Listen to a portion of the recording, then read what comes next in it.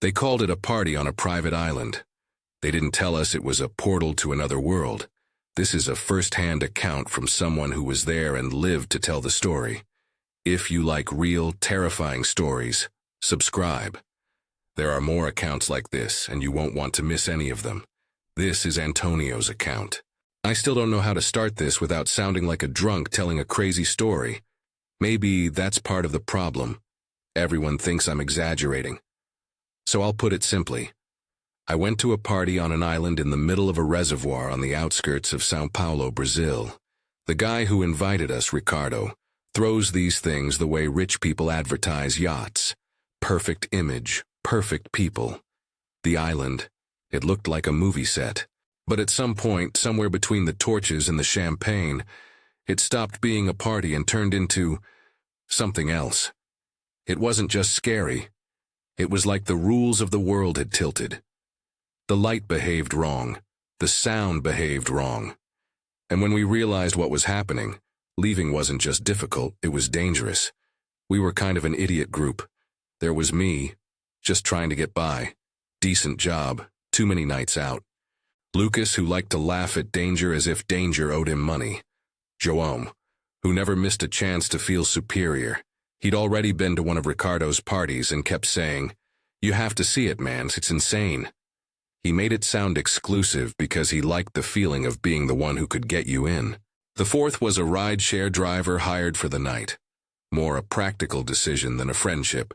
Polite, did his job, and later did the only thing that mattered, tried to help us get out.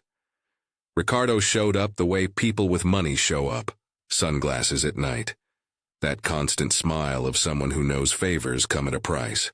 His boat was absurd, big enough to swallow small dinghies, padded cushions, a sound system that vibrated like a small storm cloud.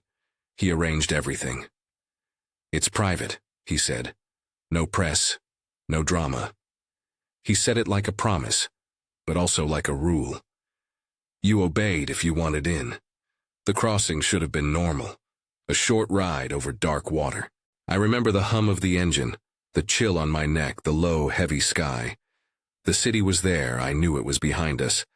But the lights you usually see from the reservoir, little yellow and white dots on the horizon, weren't there. That was the first wrong detail.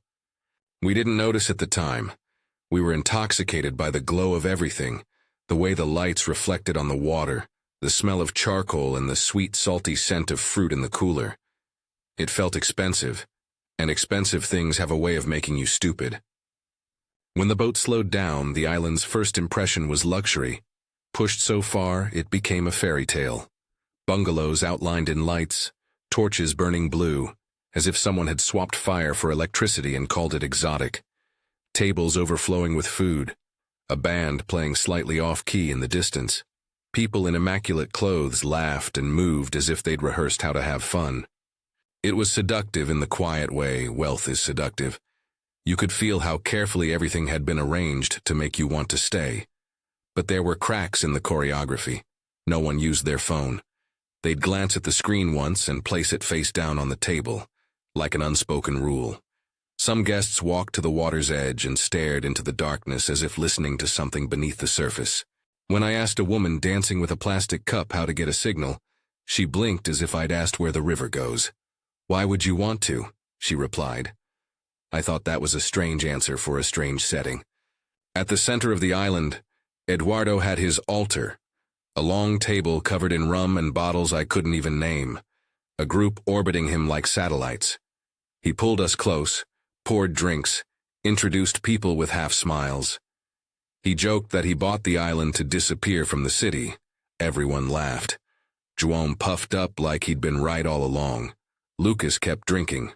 I walked to the water's edge to clear my head. That's when I saw something on the opposite shore. From where I stood, the island felt closed off, like a private world. But across that stretch of dark water, there was a strip of shoreline that didn't belong. A row of blue torches, identical to the ones on our island, burned in a crooked line. And behind them, shapes moved in a way that made my arms prickle. At first I thought it was some kind of performance, but the movements were wrong. Many small bodies moving with too much precision, like a children's choir rehearsing steps. They were pale, not the pale of someone who's had too much sun, but a colorless pale, as if the light had been drained out of them. When something doesn't fit the map in your head, you look for an explanation, a prank, fatigue, an illusion. I called João. He shrugged with that irritating smile. "They do that," he said, as if that explained everything. It didn't. Later, Ricardo cornered us near the pier. "Enjoying the island?" he asked. Not like a host, like someone testing whether you understood you'd been chosen. He led us to a gazebo with heavy curtains. He spoke quietly, like someone sharing something dangerous and generous at the same time. "There are islands that don't exactly belong to our world all the time," he said. "Sometimes they overlap with something else." He called it a phenomenon, said not everyone can see it, not everyone is allowed. That sealed it. We left the party in a small rowboat. The water between the islands looked like a solid black slab. The air turned colder. The blue torches on the opposite shore burned brighter.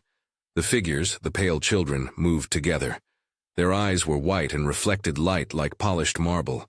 There was a tall figure in a dark robe at the water's edge. It didn't seem to walk. It seemed to glide. The sound began as a synchronized murmur. It wasn't music. It wasn't language. It was a sustained note that made your teeth vibrate. The water beneath the boat changed texture. It thickened. Something enormous passed underneath. The boat lifted and slammed down violently. The chanting grew louder. The water rose like a living column. We tried to row. It was like fighting molasses. Then a deep sound came from below us, long, vibrating in the chest. The water opened like a jaw.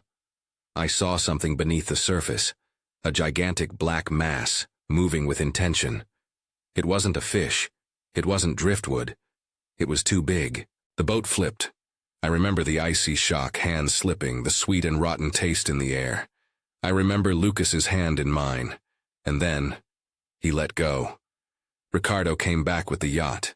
We were pulled up, blankets, alcohol, shouting, and a heavy envelope placed in my hand. "You're not going to talk about this," he said, "for your own good and everyone else's." Days later, Lucas disappeared. We tried to explain. We tried to search. We tried to forget. We didn't. Months later, I heard a distant horn again that made my chest tighten. Sometimes I drive by the reservoir and it looks normal. Boats, fishermen, city lights. Nothing blue. But at night, when I close my eyes, I still see the torches, the children rising from the water, the figure on the shore, and I feel that island exists the way something capable of swallowing you exists. Silent, present, waiting. All I can say is that some doors look luxurious. Some invitations come wrapped in velvet. But not all exclusivity is privilege. Sometimes it's just the elegant way danger chooses who gets to cross, and who never comes back. That was Antonio's account of the night on the island that, according to him, has access to another dimension. Leave in the comments what you think.